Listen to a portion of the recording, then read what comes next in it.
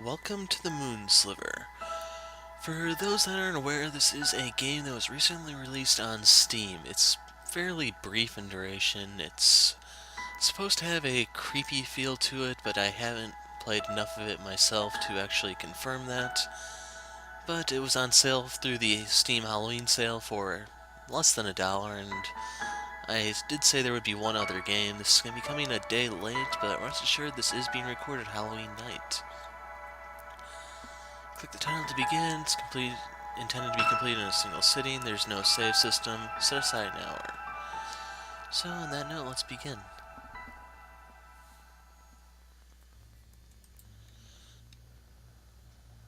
Okay, we're looking at a ceiling.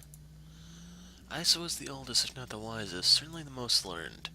She remembered when Josiah still lived, and she would sit on this crate and listen to his stories. Those memories, like so many others, were bittersweet. Ellie was a sullen and beautiful girl, the youngest of all of them. With a mind unfit for lofty thoughts, she had once come in here to see if there was any old firewood. Likewise, she stayed in her cluttered house where it was warm and familiar. Abel loved Isa, and I don't know how to pronounce that name, I'm gonna guess it's Isa. And he loved Daniel and Ellie. But when his mind wasn't turned toward their well-being, it was filled with thoughts of bleak hopelessness. Sometimes he would rifle through the barrel, the promise of undiscovered trinkets for his spirits, if only temporarily.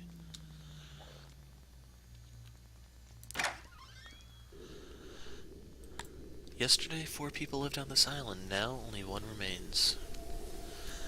So as you can see, it's an exploration type game. You have to explore the atmosphere, learn the story, figure out what happened or something or another, survive. I don't really know. But we're gonna find that out, aren't we? So, that place is locked.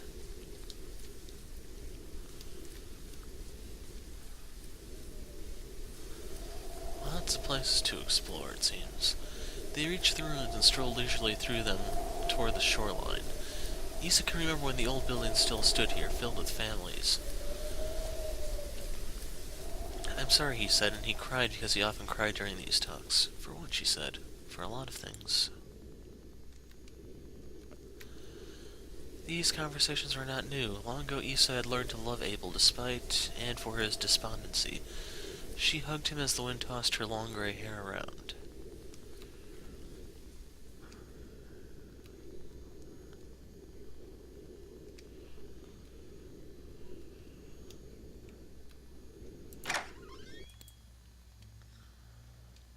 Isa kept a smile on her face, although she did not like smiling. She sat down beside the flashlight. What about Ellie? Has Ellie mentioned anything to you, she said. She didn't take it either, he said. Nor did I, nor did Abel, she said, and yet it's gone. Daniel, you're the last one I gave the key to, said Isa. Daniel stared at the mysterious control panels. He didn't meet her eyes. He never met anyone's eyes. I didn't take it, he said. Why would I take it? I'm the one who told you it was missing. Isa kept a smile on her face, although she did not feel like smiling. Did I already do that one? I think so. Rusted junk cast shadows on the opposite wall. How do you know Abel didn't take it, he said. Because I trust him, she said. He's a dismal man, but he would never hurt any of us. Do you trust Ellie? Daniel didn't answer immediately. I trust all of you, he said, because that's how we have to live. Dry pile smelled faintly sour. There's a quiet scurrying in the corner. A mouse or a rat. Okay, I think I came from that direction, so...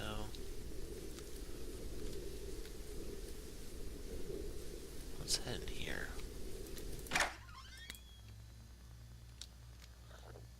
I'm saying that she knows more than she's telling us, said Ellie.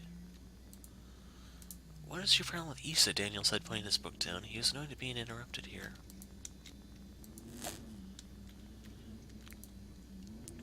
My problem is that she's a liar, said Ellie angrily, fiddling with the knobs on the machine as she paced around. And that I have to keep explaining this to you over and over again. You don't know her like I know her. Exactly, you're not an impartial judge, he said. She keeps the chapel locked. She's the only one with a key, said Ellie, leaning on the barrels and folding her arms. So you're saying she took it, he said? wood was older than anyone could remember and had rotten and fused with the floor.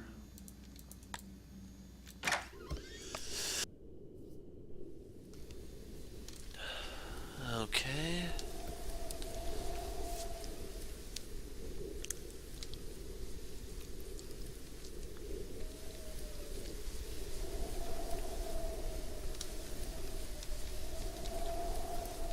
A mysterious liquid had drained from the tank and into the water long ago.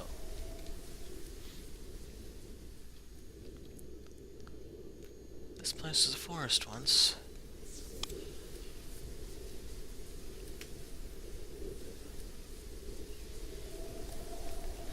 Now, the mountain area, I believe, is where you're supposed to come at night, but I don't know how the day-night system works. If it's actually real-time, time-based, or if you have to complete a certain number of events, if there are certain events you have to complete, etc. So, let's figure it out, shall we? Night was wild and cold. Mysterious tracks seen from the hatch are brand new, but the wind quickly erased them. So, apparently we're not alone here.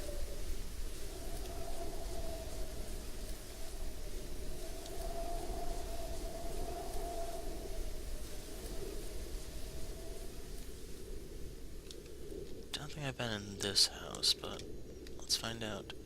No, this is the one I came out of, apparently. Would explain why I couldn't recognize it from that angle, though.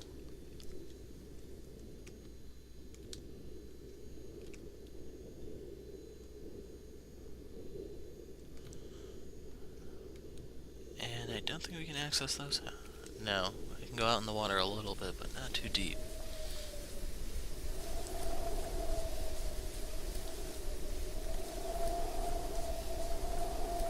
So, what do we have here?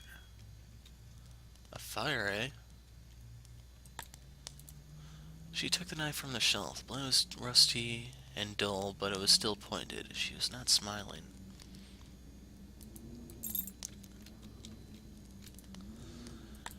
Issa could not talk to Abel about her feelings, because Abel was overburdened with his own, so she often sat at her desk and wrote. She did not know who would ever read her papers, but there was something profound about preserving thoughts, so that they would live long after there was no one around to read them.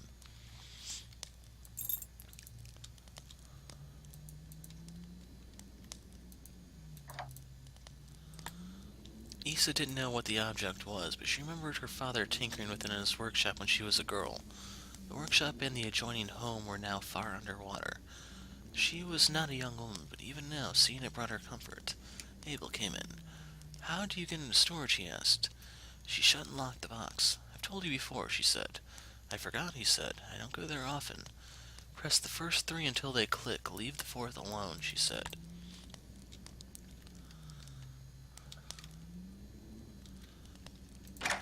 So we learned quite a lot there, but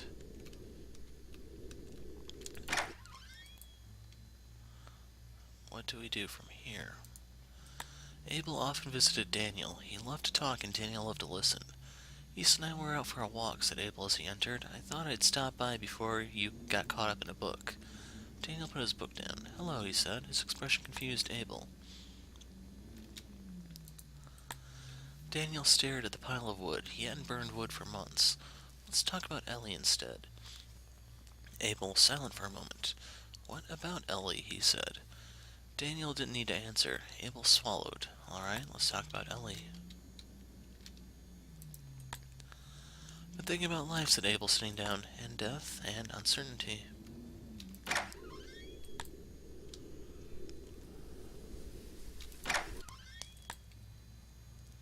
Okay, it's definitely looking like people are here until recently. Ellie was laying on the bed. Daniel came in. She scowled at him suspiciously and beautifully. "What were you and Issa doing at the old power building? What were you talking about?" And can I get any closer? Where are the triggers for this place? She glared at him. "I'm going to get wood," she spat. "Do you think I was too stupid to know?" he said. "I'm going to get wood."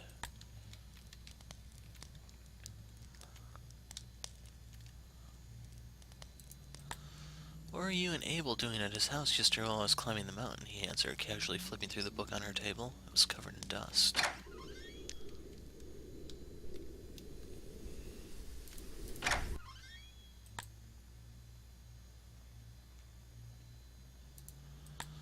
They could make more candles. They couldn't make more wood, so Abel burned candles. There is an evil man on this island, and I know him well. We played together as youths. We have cried together. We have eaten together. We have loved the same women, betrayed the same women. He is my constant companion and my worst enemy. He puppets my arms and legs and mouth to his own selfish ends, and secretly hurts everyone I love as I watch helpless, with their unshed, unfelt blood on my hands. He gifts my flesh with indescribable pleasures, and blights my soul with unutterable despair. His name is Sin, and we are irrevocably bound together. Surely there exists no hell worse than this. Abel read to escape. Daniel read to feed his lofty, strange thoughts. Issa read to pass the time. But Ellie, as far as Abel knew, she hadn't opened a book in years. What did she do all day? He didn't know. Sometimes he worried about her. He worried about all of them. Were they as melancholy as he was?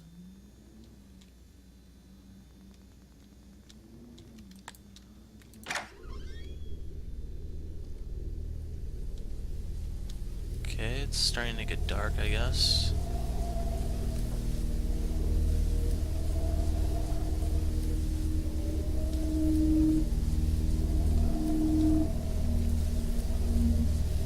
Okay, this is not dark enough to be night apparently, but the volume is picking up, it seems.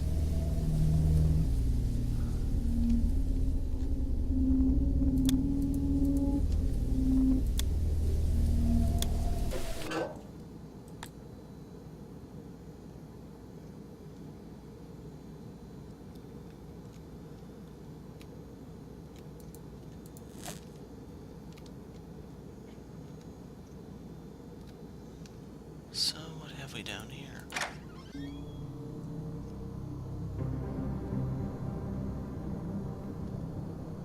Ellie was uneasy. The darkness had never felt this menacing before. It seemed alive, watchful.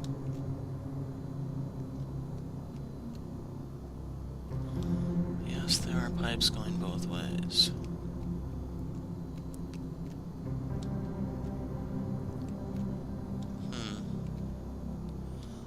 Well, I'm not gonna tinker with that. I'll just try to find the book rather than take a stab.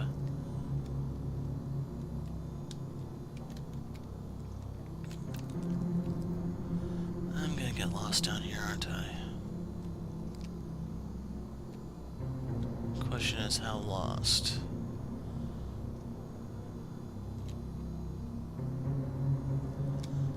Anything over here?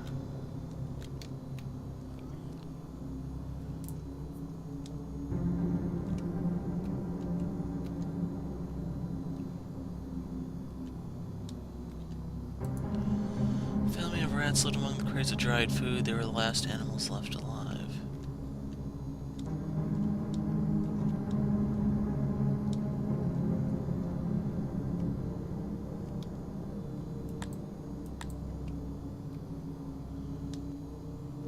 I don't really know how the flashlight works. They did say earlier that it was limited, so I'm kind of hoping it doesn't go out while I'm down here, but...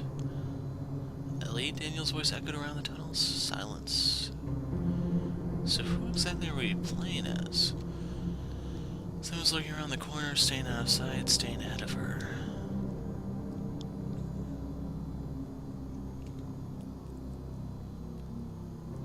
Daniel heard soft, scratching footsteps behind him. Turned and shined his flashlight to find nothing. Holy crap, this place is big.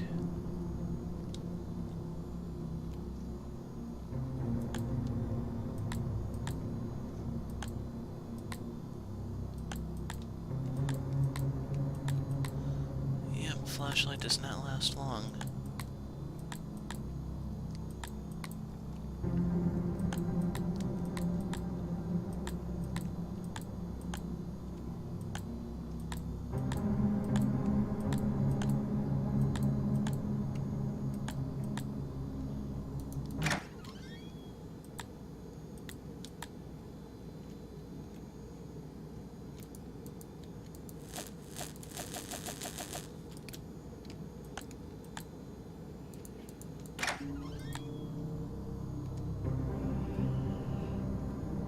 So we know the right and then the left paths are both bust. So let's see what's over here.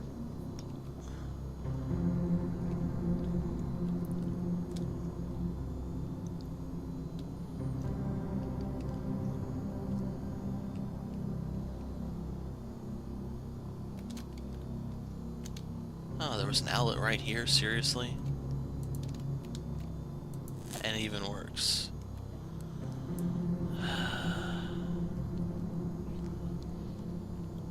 It's called again. Ellie, still no answer, but he heard footsteps again.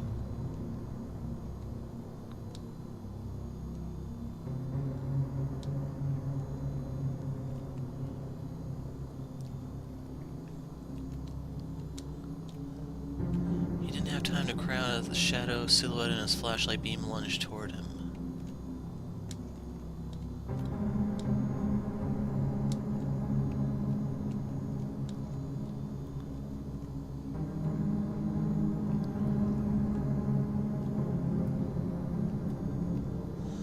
Yeah, the music here is like 6 times louder than the previous areas. I don't know if you were able to hear it before, but there is music, it's just really, really faint.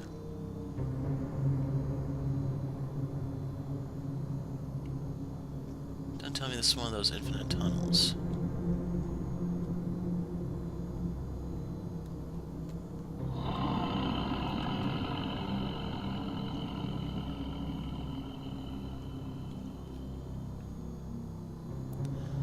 She felt its breath before its claws, and then she was gone.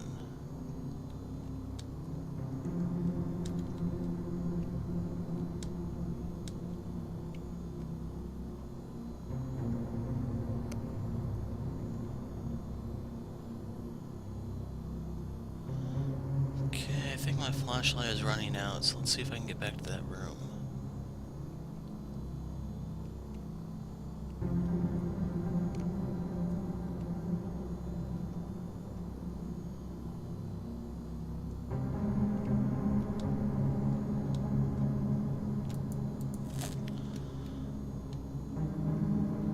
This is the way I need to go now.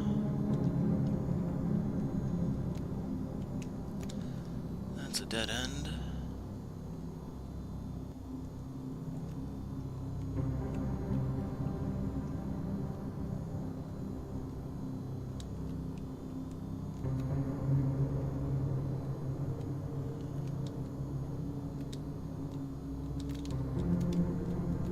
She never felt like this before. She knew these tunnels well. She'd been down here hundreds of times, and she was lost. Lost, confused, and afraid.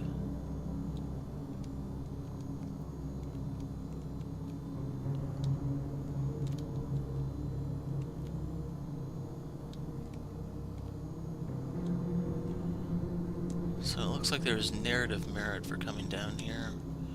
Now which way did I come from? I think I need to go this way.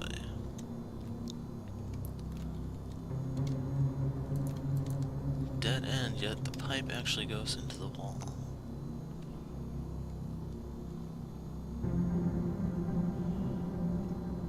So I didn't get anything for coming in here.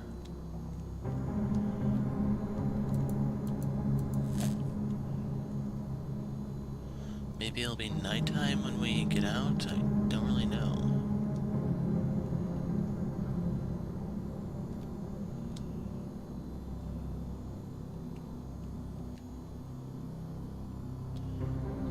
Also have to use those keys we found. I don't know if they're to the same building or what.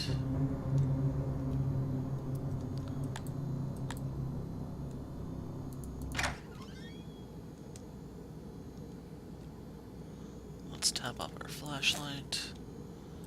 And what's waiting for us out here?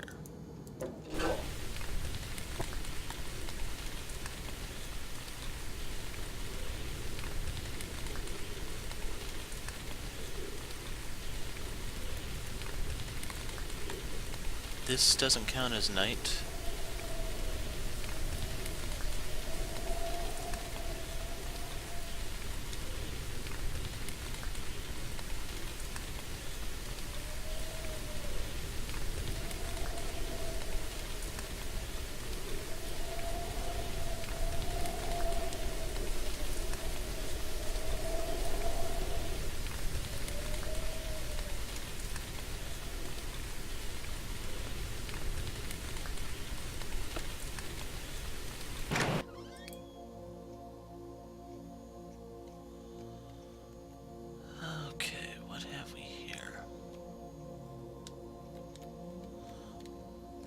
The Moon Sliver was gone.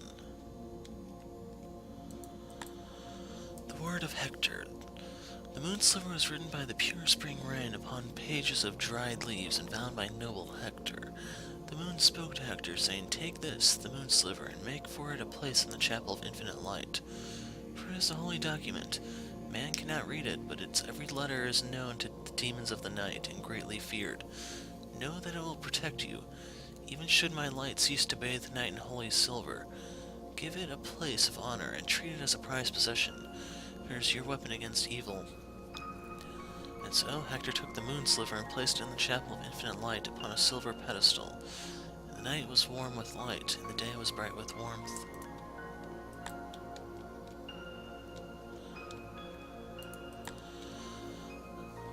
Now we're on 4. Again, the moon came to Hector in a dream. "The woodland teeth is vanquished," it said. "Your people are safe for now, but it still waits, lurking in the depths. It fears the Moon Sliver, and it will not dare appear again while the holy document remains in your possession. But know this, should the Moon Sliver ever be destroyed, even my divine light will not be able to save you from the wrath of the woodland teeth and the darkness of hell. Keep it safe, keep it ready, and may you live in prosperity on this island that I have given to you. Let your prosperity be a sign that the words I speak are true."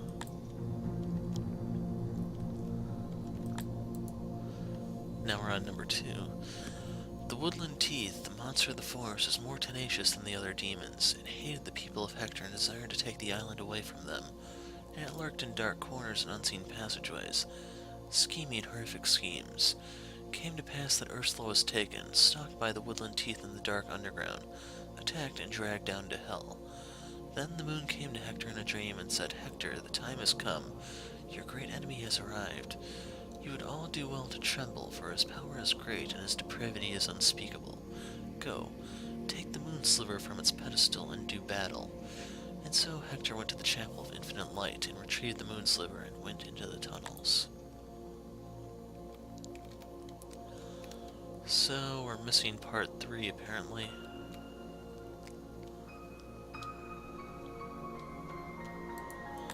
Daniel was still thinking about his talk with Abel the day before as he absentmindedly picked the book up. Something caught his eye, or rather, the lack of something. Holy crap, this is loud. And I can't see crap.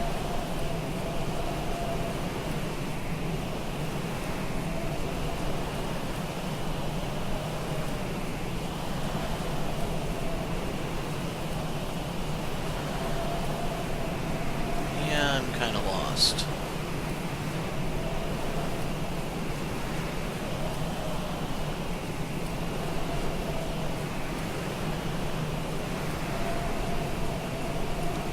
The hell?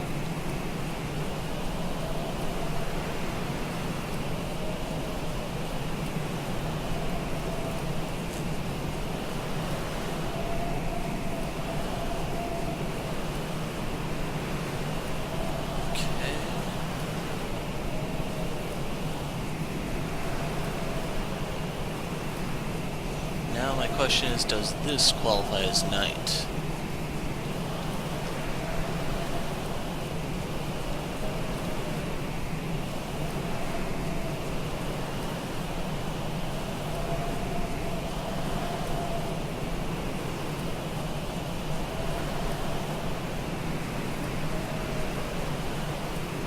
Return to the mountain.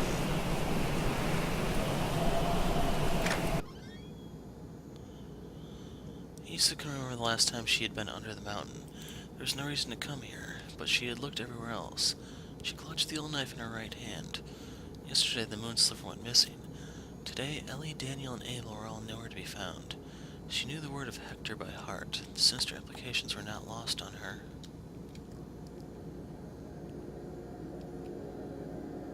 Ellie? Daniel? Abel? Abel heard her and answered, "I'm here." There was something strange about her voice, something Issa didn't like. "What are you doing here?" "Reign of ages past," he said. "Do you know where Ellie and Daniel are?" she said. "I do not," he said. "They are missing. They are missing, and the Moon Sliver is missing. Do you understand me? Do you understand what this implies?" "I do." "Night will fall in a few hours, and we need to stick together. We can sleep in the same house, mine or yours. We'll keep the fire burning. We'll keep the door locked, and we will pray, Abel. pray to the unseen moon for mercy and protection. Are you happy here, Issa? We can't stand the dark. It thrives in the dark. Are you happy? Yes, I'm happy. Please, Abel. There were tears in his eyes, and he struggled to control his voice. Issa, I know you. I know every inch of you, and I know every corner of your mind. You aren't happy. None of us are happy. Issa didn't respond. I'm staying here. The tears are flowing freely now. I would like it if you stayed with me, Issa. Please stay with me. It will find you, Abel. I let it out, Issa. I destroyed the Moon Sliver. Issa was shocked and silent.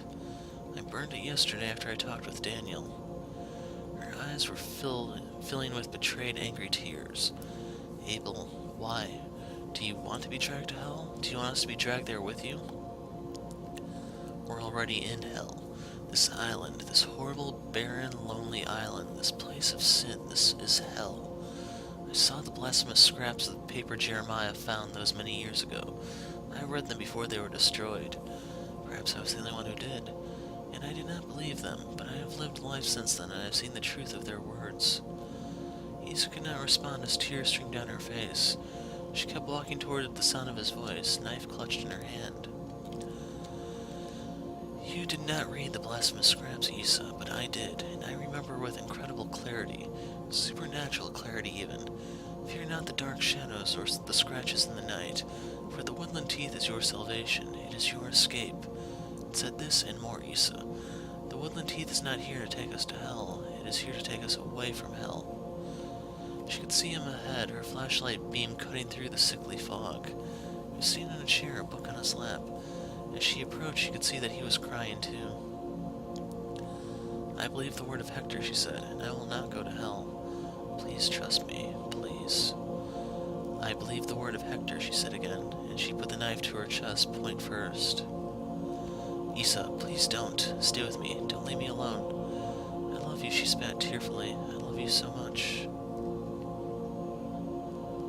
She closed her eyes and pushed. She remembered where the heart was located from one of her father's old books. Abel was too slow to catch her falling body. He knelt beside her and sobbed for some time.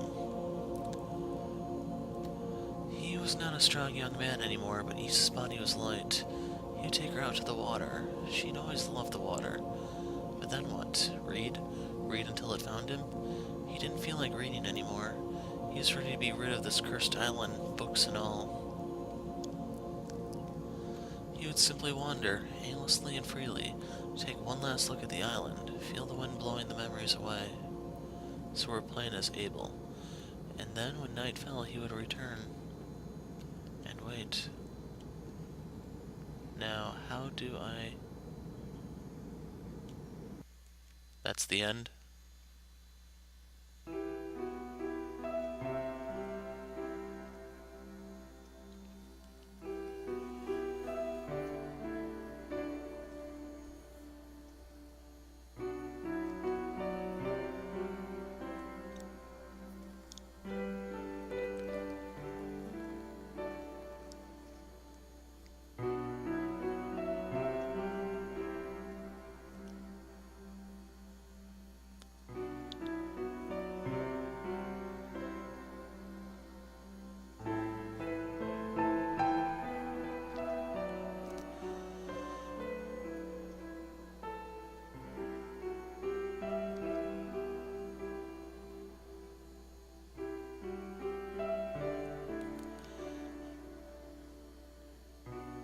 And I'm kind of silent here, wondering if something's going to happen. If we're going to get a credit scene or what. Oh, I'm supposed to move. Morning dawned on the empty island, cold and bright and windy. The Moon Sliver. And here are the credits. So, an artsy game, I guess. Maybe hit or miss for some of you. One complaint that I can think of right off the bat is if you really don't know your way around the island when it's extremely low visibility, I can see you getting lost there for some time. A few extra landmarks or a little bit better visibility might help, but I don't know. So, yeah, I guess it's up to interpretation. Were they really in heaven? Were they in hell? Where are they now? Things along those lines. But the island apparently is empty. So, what else is there to say? Brief game, not really that bad. Didn't really have much of a high point where there was any sort of shocking revelation or twist. Pretty much the only downside to it, I'd say. But all in all, if you want to kill half an hour, not really a bad way to do it. And I have to say, compared to some of the other actual horror games out there, this isn't it's considerably better. And you may can say that there's no overt horror, but you can also say the same thing about those that are actually trying to be. So take that as you will. Environment wasn't really that bad. Island was kind of bare, but since it's supposed to be a barren wasteland, I guess that kind of makes sense. One of those games where the isolation is supposed to get to you, I guess. Anyway, if I can think of anything else to say, I'll go ahead and post that in the description. But this has been the Moon Sliver. I'm the hero of light. Thanks for watching, and goodbye.